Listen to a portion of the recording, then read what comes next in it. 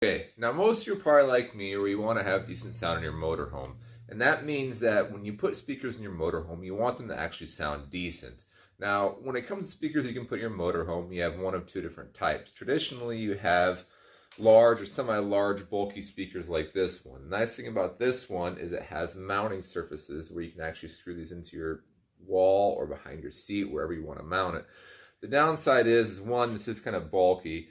Two, the speakers that I currently have in the motorhome are little $50 speakers that I got off of Amazon, and while they do work, they don't really sound the greatest.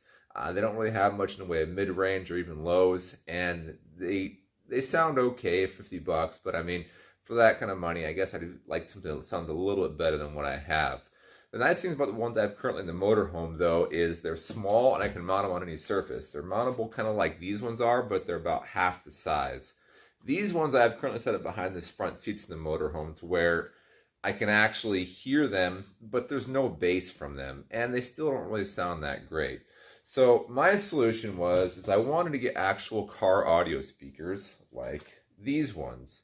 Okay, now these are little 4.5-inch speakers that you can actually buy at Walmart. They're about like 30 bucks. These ones actually sound really good, surprisingly. I put these in my Sprinter van project. I put these in another motorhome Navion that I had, and for the tiny little 4.5-inch speaker that they sound surprisingly good. They have good lows, good mids, and good highs. And for being a cheap speaker, they sound really, really good. So what I wanted to be able to do is take a good car audio speaker like this and mount it in my motorhome. The problem was I couldn't really find anything on the market right now that really kind of went with the style that I was looking for and the mounting solution that I wanted to employ. So what I ended up doing is I ended up designing a custom speaker mount. Now this is my first iteration that I made. This one was actually designed for, I think, a 3.5-inch speaker, but the problem I had is I didn't actually include any mounting holes for this thing for the speaker to mount to. I had mounting holes in the sides for this thing to actually screw into the surface we want, but it doesn't actually have any holes for the speaker to screw into.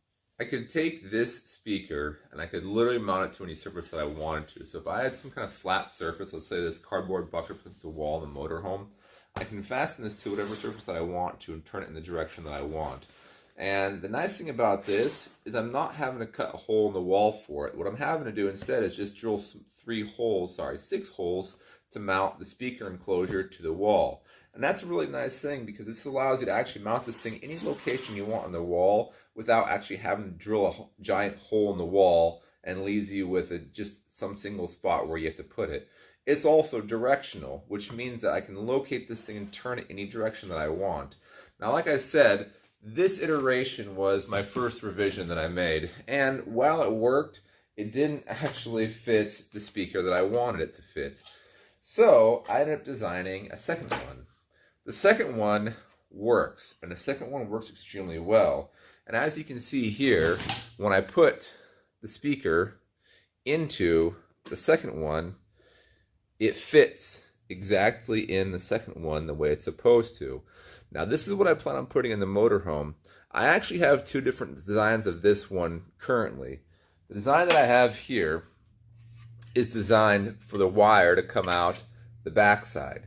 Now that means that if you have the wire coming out of a location, going into a location to where it's not actually mounting on the surface of what you want, I can run the wire on the backside. Now this isn't the only iteration that I have. I also have an iteration where I have a hole in the bottom here, so if we have the wire going into it, it makes for a completely flush mounted installation that allows me to actually mount this into a surface without seeing any wires or anything exposed. And all you'll end up seeing would be the box, the enclosure, with the speaker, and actually the speaker grate that goes over it.